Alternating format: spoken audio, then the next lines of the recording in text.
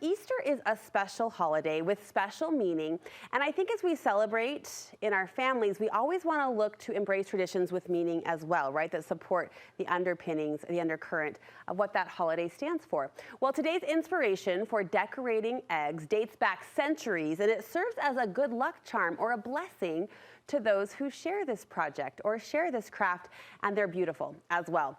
A common artful method that comes from Eastern Europe, the traditional Pysanky eggs, as we're gonna say them today. Please correct us if you need to otherwise, but these eggs are full of detail, they're full of color, they're really mesmerizing to look at. Our very own Kelly Lonnecker tried her hand at the wax painted egg, and she's here to share her inspiration and approach to creating these beautiful eggs, these beautiful art forms at home. Pysanky?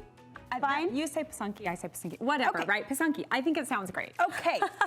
Anyway, these are stunning. These are stunning. What drew you in? Well, they're gorgeous, right? Yes. And you look at this, and this is really a work of art, right? But I thought, well, we can do this and just kind of make it a more doable fun, right? If you look at this, that feels like a lot of pressure, but these are traditionally have been made for centuries, and this is like a passed down generational technique that they use with And this wax is an painting. authentic. Yes, so this is from Romania. Both of these are from Romania. Wow. And you can see just the detail on the wax. We won't pick that one up, but if you feel this, it's like the texture for me, right? Like, doesn't that just feel fun? It's really different than your traditional Easter egg. And you know, in the little Easter kits we get, we have kind of the same deal with the wax, where you paint the wax on and then you dip it and you kind of get a wax relief. That's true. This is the opposite of that, where we're layering the wax to kind of create a dimension.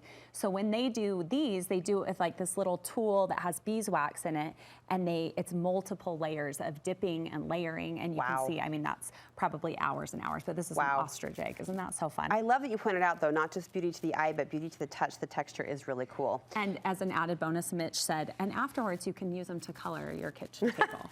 So if your kids get bored, lay some paper out, and then the little kids can color with them, right? With the crayons. That was after he fully appreciated your hard work. He did. I was like, design. aren't they so fun? He's like, yes, they're beautiful. And you can color with them. I'm like, something my husband would say too. Right? Where are you getting the wax? Okay, so crayons? Yes. I just saw those. This literally can be made with what you have in your house already. Like, these crayons have clearly been in a bag for like 10 years. They've been loved. Like, right?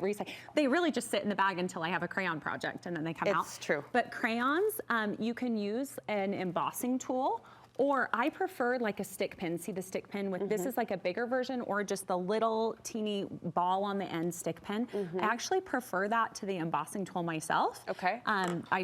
For some reason, I just like the way it works better. Okay. And then eggs. I didn't dye the eggs at all. You absolutely could do this on a dyed egg, but I just kind of liked that really natural look. I agree. And then it's just easy to break them up and eat them. If you want to boil them, you absolutely can. You want to kind of pay attention to temperature. I originally had boiled mine and then put them in the fridge, and then I couldn't do it because they were too cold. So if you are going to do them on a boiled egg, you want to boil the eggs, let them come down to room temperature, and then do it then, and then refrigerate them. That makes sense. The wax was set. Yep, too fast. And that is really the trickiest thing about this, is keeping the wax at like a pretty hot temperature.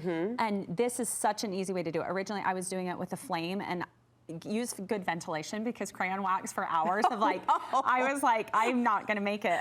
No, but, so this works so much better. So this is like just a standard plug-in griddle, right? And little muffin tins. I threw some parchment paper on it just to keep my griddle a little bit cleaner. That's really all you need. You're so clever. You can also mix crayon colors, right? That was another mistake I made at first, is I like started picking crayons, and I'm like, oh, this is cute, and this is fun, and I like this. And then I threw away a lot of eggs because I'm like, that looks horrible together. So I kind of love the idea of picking your palette ahead of time. So this is our palette, and you can see like all of our eggs are the same palette. Now this is different if you're doing it, this is probably not a young kid project because of the heat. Right. But, you know, older kids, you could have a whole smattering, or a muffin tin. Someone had the idea of actually doing like a mini muffin tin and throwing them in the muffin tin. Oh, sure. So that would also work. What's funny is we actually just did that for the first time over the weekend with the kids. I took the old crayons and made crayons. I'd never done that before in the muffin tin. Like in a different shape? Yeah, the universe is speaking to me about the wax melt, the potential of the wax melt. Did you use your egg to color? Your kids are going to be coloring with the egg. Yeah, and so the now crayon. they'll know. They'll see the full, they were just right in line with Mitch. Yeah. I love this. Okay, so super easy. We have, you can grab that egg. I'll let you practice. Okay. So the things I learned along the way. Yes. This is my practice egg. I do like the idea of having a practice egg because you kind of have to get a feel for it. To play. So the easiest things to do are the dots. So super easy, right? You're just gonna dunk and you're gonna dot. Okay. You have to, this is the kind of the thing you're gonna learn, is you have to hold it in there a minute to heat it up. Otherwise it's gonna cool too fast as you take it out. Okay. And then you're gonna wanna keep your egg kind of close. Oh. And the hotter your, right? This is a timing thing. Yes, yes, yes. So the hotter your pin is, the bigger your dot gets because it's letting out more wax. Does that make sense? Yes, it does. So these cute little like 5-pointed star flowers are the easiest to do. That's like such a good starting point. I can see teenage girls getting really into Right? this as well. Yes, absolutely. And it really is a fun, it's kind of therapeutic I can once see you that. start going. Yeah. It's almost just like ding, ding. Okay, so that is, yes, awesome. So I love the polka dots. You can do these little 5 flowers, super easy. And I stay, even if you want to do multiple colors where I have like white and yellow here, I did all my white. Yeah. And then all my yellow. Show us how you got like a big, this black drag right here. Okay, so let's do the drag next because that's where we get a little more advanced. So that's step number 2. Okay. So with that one, you're gonna wanna really make sure you're heated up. Yeah. So you The gotta pinhead. kind of leave, so you gotta leave it in there for a while, and you may even turn up. So I'm at like 350, 400, and you'll almost see these like start to bubble and boil. Okay, all right. So once it's really hot, you're gonna just basically drag. And it takes a little bit of practice. You can see so that one's probably not hot enough. See how it's drying too fast, and it's not letting me drag it. So I gotta heat it up a little bit more. Gosh, appreciation for the art form, Right? As you're Okay, see trying how to- that's getting better? Yeah.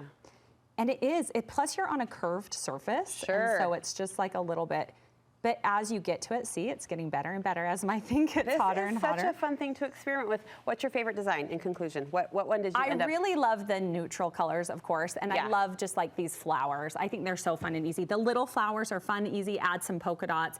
So many fun designs and creativity, and just different. And like we said, that texture, it's just very different than your traditional egg, so. Kelly did a great job photographing some of her designs, and I think you'll find those pictures to be good inspiration if you want to try this egg decorating craft. I don't know, the color on the white's kind of fun too, though. It's very springy, right? It feels very springy. Kelly, so. thank you so much. You're Go so to our welcome. website or our social media. You can see these pictures up close, this project up close, and maybe try your hand at Pysanky.